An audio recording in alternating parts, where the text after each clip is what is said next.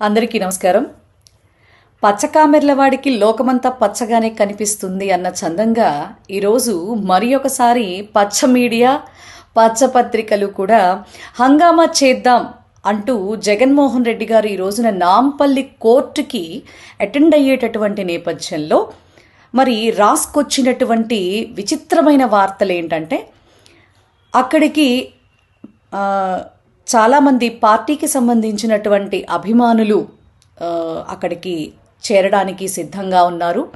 So ఈ యొక్క పార్టీకి సంబంధించినటువంటి వ్యక్తులందరూ కూడా ఎంత ఎక్కువగా గ్యాదర్ అయితే కనుక వాళ్ళందరినీ చూపించుకుని నా వల్ల ప్రజలకు ఇబ్బంది కలగకూడదు అనేటటువంటి ఒక కారణాన్ని బూచిలా చూపించి కోర్టుకి ఎగ్గొట్టడానికి జగన్మోహన్ రెడ్డి గారు పెద్ద ప్లాన్ వేశారు అంటూ ఇష్టారాజ్యంగా, నిజంగా చేతిలో పెన్నుంది, బుర్రలో ఏ ఆలోచన తోలిస్తే ఆ ఆలోచన రాసేద్దాం అంటూ చూసేవాళ్ళు ప్రజలే కదా, వినేవాళ్ళు ప్రజలే కదా అన్నట్టు మీడియా స్వేచ్ఛని ఇష్టారాజ్యంగా వాడుతున్నటువంటి ఈనాడుని, అలాగే ఆంధ్రజ్యోతిని ఏమనాలో కూడా అసలు అర్థం కావట్లా. అంతకు మించి టీవీ5, మహాన్యూస్, ఏబిఎన్ అసలు వాళ్ళు విశ్లేషించే విశ్లేషణలు అసలు అమోఘం, అతీతం. అసలు ఇట్లాంటి మీడియా ఉన్నందుకు నిజంగా ఆంధ్ర రాష్ట్ర ప్రజలు ఏమనుకోవాలో కూడా వాళ్ళకి అర్థం కావట్లే. సిగ్గు లేకుండా ఎంత నిస్సిగ్గుగా ప్రవర్తిస్తున్నారంటే, నాకైతే ఇదంతా చూస్తూ ఉంటే గురువింద గింజ సామెత గుర్తొస్తూ ఉంది. చంద్రబాబు నాయుడు గారు ఈ రోజున బెయిల్ మీదే బయట ఉన్నారు కదా, మరి ఏ కండిషన్స్ మీద ఆయనకి బెయిల్ వచ్చిందో కూడా ఆంధ్ర రాష్ట్ర ప్రజలందరికీ తెలుసు కదా. మరి మా నాయకుడు మరి అలాంటి కారణాలతో మరి బెయిల్ అప్లై చేసుకుని బయట ఉండట్లేదే. ఈరోజు నాంపల్లి కోర్టుకి అటెండ్ అయ్యేటటువంటి కారణం కూడా లండన్కి వెళ్ళొచ్చారు, ఒకసారి కనపడండి అని బిఫోర్ లండన్కి వెళ్ళబోయే ముందు ఆయనకి అప్రూవల్ ఇచ్చే ముందు కోర్టు చెప్పినటువంటి మాట, మీరు లండన్ వెళ్ళొచ్చిన తర్వాత ఒకసారి పర్సనల్గా హాజరైతే బాగుంటుంది అని చెప్పని.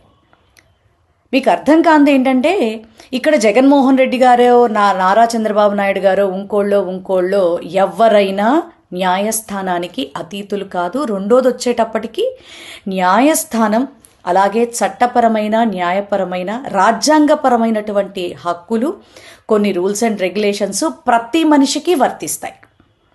సో లీగల్గా అది మా నాయకుడు మీరు అన్యాయంగా బనాయించిన కేసుల్లో ఈరోజు హాజరవ్వట్లా. ఆయన లండన్ వెళ్ళేటటువంటి నేపథ్యంలో ఆయన అప్లై చేసుకున్నప్పుడు కోర్టు చెప్పినటువంటి మాటని గౌరవిస్తూ ఈ రోజున ఆయన కోర్టులు మెట్టెక్కి మరి జడ్జి గారిని గౌరవిస్తూ ఈ రోజున హాజరవటానికి అక్కడికి రావటం జరుగుతూ ఉంది. కందకలేందొరద కత్తిపేటకి ఎందుకని మా అభిమానులు అక్కడికి వచ్చి పెద్ద ఎత్తున వారి అభిమానాన్ని జగన్మోహన్ రెడ్డి గారిపై చాటుకోవటానికి ప్రయత్నం చేస్తూ ఉంటే మీకేంటి అసలు నాకు అర్థం కావట్లా. జగన్మోహన్ రెడ్డి గారు ఒక ప్రభంజనం, గుర్తుపెట్టుకోండి. ఎవ్వరికి ఏ ఇన్ఫర్మేషన్లు ఇవ్వాల్సిన అవసరం లేదు. ఆయన వస్తున్నాడు అనేటటువంటి మాట కాకితో కబురంపినా లేదు, ఏదైనా గాలివార్తగా వచ్చినా కూడా ఎవ్వరూ ఆపనంత మంది అభిమానులు ఆయన్ని గౌరవంగా రిసీవ్ చేసుకోవడానికి ఎక్కడైనా ఈ ప్రపంచంలో ఆయన కోసం ఉంటారు. అది గుర్తుపెట్టుకోండి. అది మా నాయకుడికి ఉన్నటువంటి సత్తా. మాకైతే ప్రత్యేకంగా హైదరాబాదులు రమ్మని, లేకపోతే ఆ ఎయిర్పోర్ట్కి వచ్చి నుంచోమని మాకెవరికి కూడా ఇన్ఫర్మేషన్స్ అయితే రాలేదు వాస్తవంగా. మరి ఆంధ్రజ్యోతికి, ఈనాడుకి, టీవీ5కి, మహాన్యూస్కి, వీళ్ళ ఎడిటర్స్కి వాళ్ళందరికీ కూడా ఏమన్నా ఇన్ఫర్మేషన్స్ వచ్చినాయేమో.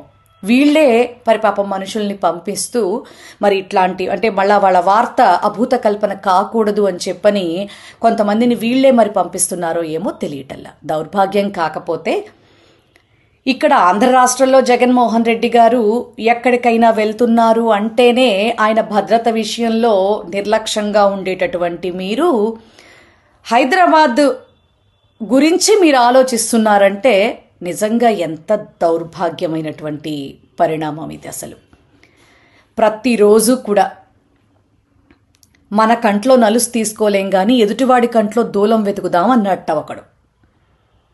అట్లాగే మీ నాయకుడు అసలు ఈ దేశంలోనే క్రిమినల్ కేసుల్లో 2వ వ్యక్తిగా నిలబడినటువంటి వ్యక్తి చంద్రబాబు నాయుడు గారు.